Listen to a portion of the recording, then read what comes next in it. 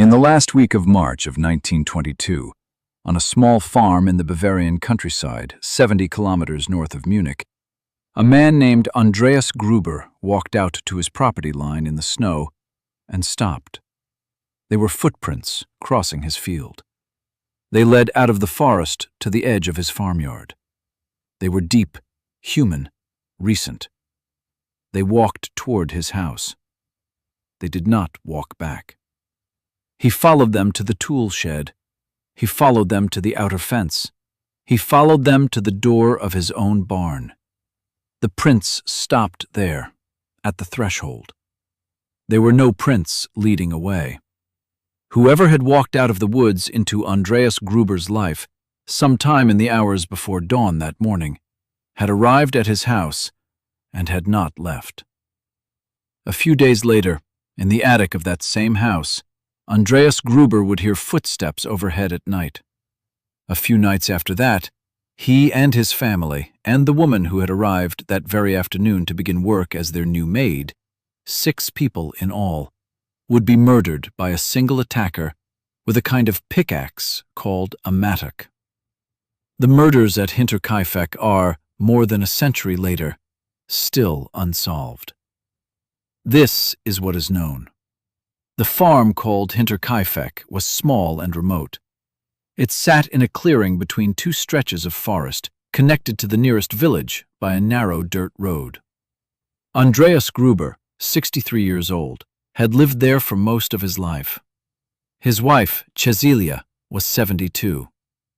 Their 35-year-old widowed daughter, Victoria, lived on the farm with them, along with her 2 children, 7-year-old Cecilia, named for her grandmother, and 2-year-old Josef. Victoria's husband, a man named Karl Gabriel, had died on the Western Front during the First World War. His body had never been recovered. His death had been reported to the family in 1914. For the following 8 years, Victoria had raised her children on the farm alone. The household had recently lost its previous maid. A woman named Crescens Rieger had quit some months earlier, claiming that the house was haunted. She had, she said, heard footsteps in the attic at night. She had heard sounds for which she had no explanation. She had found the atmosphere of the farm, by her own account, unbearable. The household had hired a replacement. The new maid was Maria Baumgartner, 44 years old. Her sister drove her out to Hinterkaifeck on the afternoon of March 31st, 1922. The sister helped Maria carry her small trunk of belongings into the house. The sister kissed Maria goodbye. The sister got back into her car and drove home. Maria Baumgartner would, that evening, begin her first day on her new job. She would be dead by morning.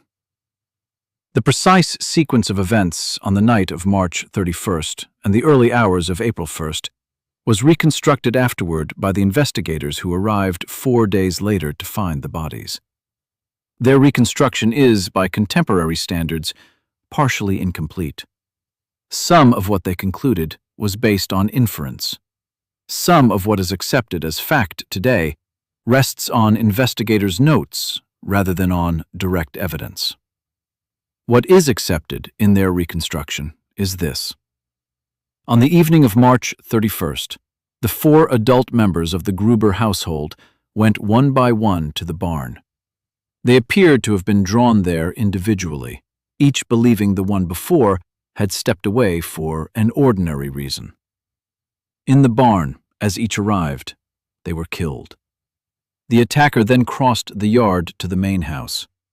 There he killed the 2 children, Josef in his crib and Cecilia in her bed. In a small room off the main house, he killed Maria Baumgartner, who had arrived only hours earlier. 6 people were dead before sunrise on April 1st. The attacker did not leave. For the next 3 days, according to the investigators' reconstruction, he remained on the property. Neighbors passing within sight of Hinterkaifeck saw smoke rising from the chimney. They assumed that the Gruber family was inside, tending the fire as they did every spring. The livestock on the farm had been fed. The horses had been watered. Food had been taken from the pantry. The pattern of activity was, to anyone observing the farm from a distance, completely ordinary. It was not until April 4th when several people, including a neighbor named Lorenz Schlittenbauer, went to the farm to investigate why no one from the household had been seen in the village for some days, that the bodies were discovered. Schlittenbauer, along with 2 other men, pushed open the barn door.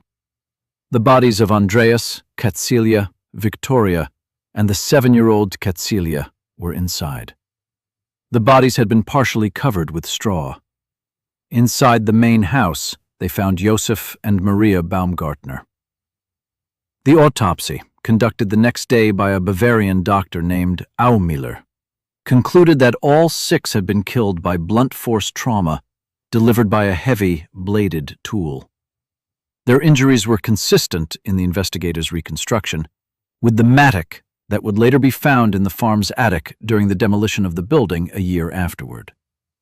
The 7-year-old Katzilia, according to the autopsy, had survived for a number of hours after the blows that killed the other adults in the barn.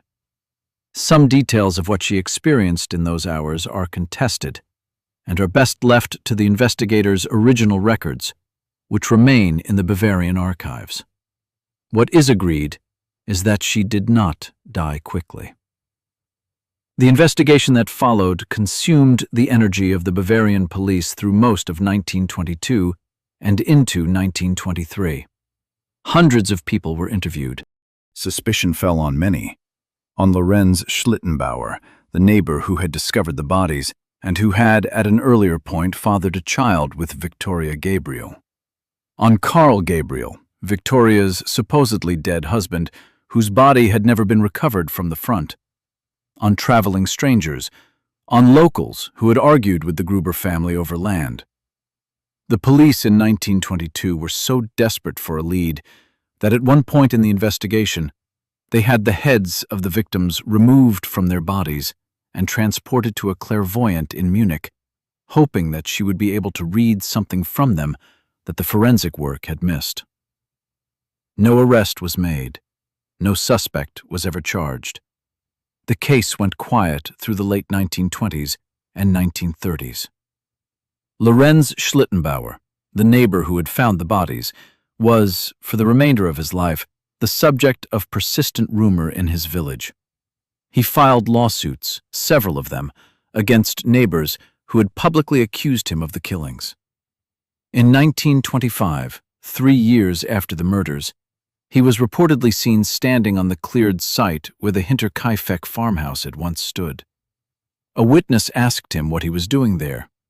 His answer, as later recorded by investigators, was that the frozen ground had prevented him from burying the bodies. It was a strange thing to say. Nobody, as far as anyone had known, had tried to bury anything on that site during the relevant winter. He died in 1941. He was never formally charged. The case was officially closed by Bavarian authorities in 1955. For the next half-century, it remained a ghost story. The kind of case that periodically appeared in regional newspapers, in magazines devoted to unsolved mysteries, in the folklore of the small villages near Schrobenhausen where Hinterkaifeck had once stood. In 2007, a group of students at the Bavarian Police Academy took on the Hinterkaifeck case as an academic exercise. Under the supervision of faculty, they conducted a thorough cold case review. They examined the original police files. They re-interviewed, where still possible, the families of people who had been interviewed in 1922. They applied the analytical techniques that had been developed in the intervening decades. At the end of their review, they had narrowed their list of most likely suspects to a single individual. They did not publicly name him. The students, along with the supervising investigators, made a deliberate choice. The person they had identified had descendants still living in Bavaria, descendants who had had no involvement in the events of 1922 and who, by any reasonable measure of modern justice, deserved not to be tarred by a public identification that would never be tested in a courtroom. The name stayed in the Academy's files.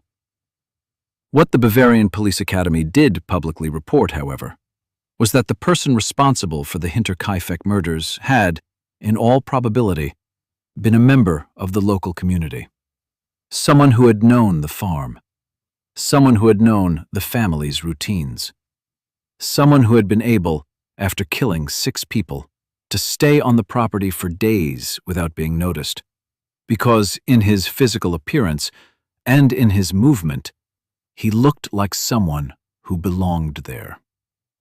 What that means, in the final analysis, is that the case of Hinterkaifeck is unsolved only in a formal sense. The Bavarian authorities believe that they know, to a degree consistent with the academic standard of evidence, who did it. What they do not have, and what they will never have now that every living witness has been dead for generations, is the kind of proof that would justify saying the name out loud. 6 people died on an isolated Bavarian farm on the night of March 31st, 1922. Their killer, according to the reconstruction of the Bavarian police, lived on their farm for 3 days after killing them. He fed their animals. He ate their food. He stoked their fire. He left no tracks in the snow as he walked away. More than a century later, the farm at Hinterkaifeck no longer exists. The buildings were torn down in 1923. The site is a field. A small memorial, erected by the regional government decades afterward, marks the spot where the house once stood. The field produces crops most years. It is quiet. It is, in the absence of a name, the last thing left.